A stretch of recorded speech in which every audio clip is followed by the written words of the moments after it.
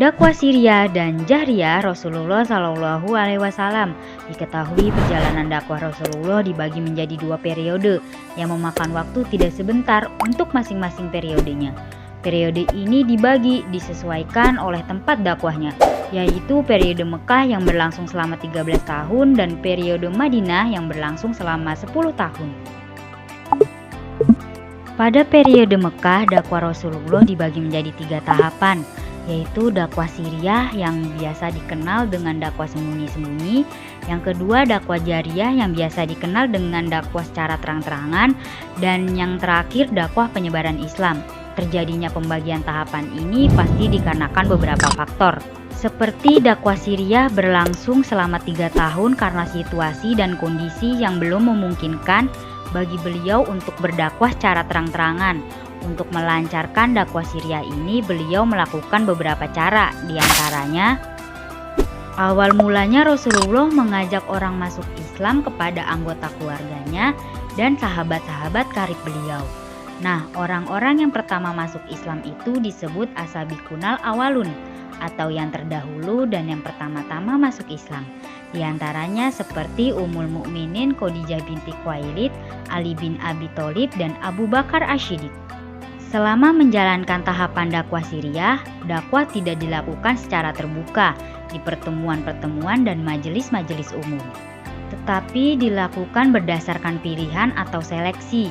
Pada tahapan ini, gerak dakwah Rasulullah telah berhasil merekrut semua lapisan masyarakat. Tujuannya dilakukan dakwah secara sembunyi-sembunyi untuk memberikan keamanan bagi kalangan pemeluk Islam untuk beberapa saat, dan fase untuk memilih kader-kader muslim yang kuat imannya dan tulus keimanannya. Nah, untuk tempat pertemuan, pembinaan, dan pengajaran dipilihlah oleh Rasulullah rumah Arqam bin Abi al-Arqam.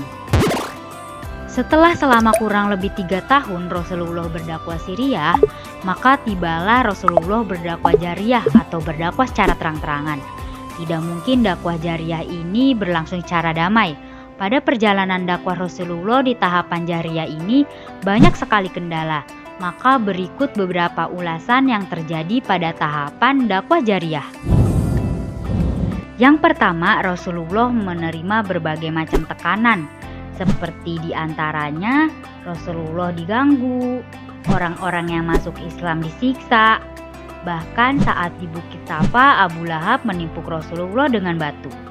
Tempat tinggal Al-Arqam bin Abil Arqam Al-Makhzumi menjadi markas dakwah Rasulullah yang berada di atas Bukit Safa dan terpencil dari pengintaian mata-mata Quraisy, yang akhirnya disebut dengan Darul Arqam. Lalu hijrah ke Habasyah.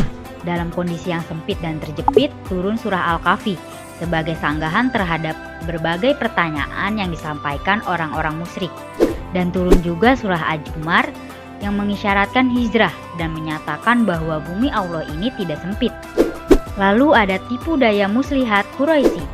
Dikisahkan Rasulullah memerintahkan para sahabatnya untuk hijrah ke Habasyah. Namun kaum Quraisy berniat untuk menggagalkan perintah tersebut dengan mengirimkan orang untuk menyogok para penghijrah. Namun ternyata gagal.